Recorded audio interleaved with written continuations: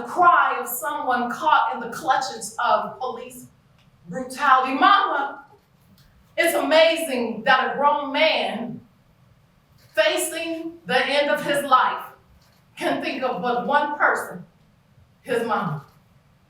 I'm a mama.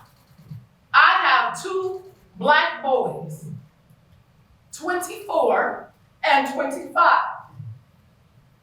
Mama, you grow up, they grow up saying that, but it's usually, I'm hungry, right? It's usually, can't get a new pair of shoes, mama.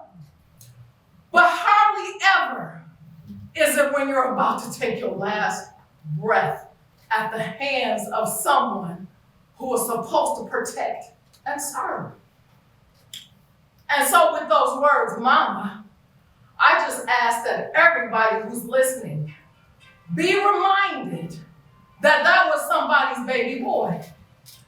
Be reminded that that was somebody's child. Not only that, but the people who are responsible, they too, somebody's baby boy.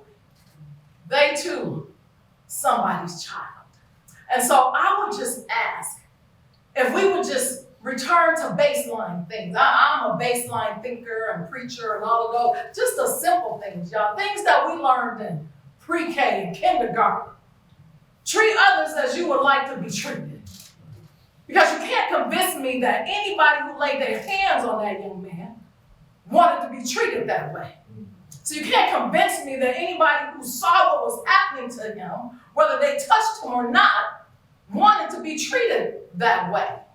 And so all I'm asking is as we go forward, because we already have legislation that used to was tied up. Praise God, it won't be tied up much longer. But I'm just asking that people would do just that. See people again. See faces. Don't get concerned about the size of somebody's nose because you heard there was a crime committed around the corner. Yeah, as a mama of two black boys, I've experienced it. I had a son who went away at a college that was predominantly white, a private school, and every time at late when he would leave the animation studio, there would be one security guard, just one, the same one, who would say, "Do you belong here?" And he'd say, "Isn't this the same guy?" And so he would show him his ID.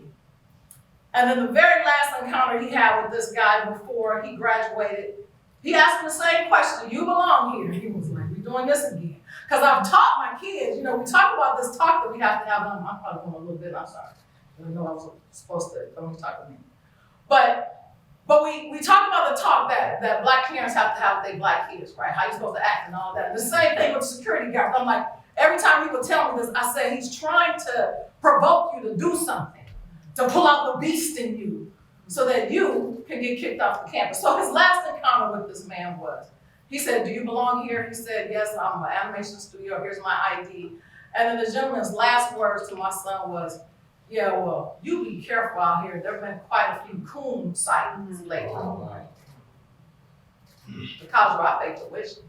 And so this is how our people are being looked at. I'm just asking folks to be reminded that we are people and to treat one another like we would want to be treated.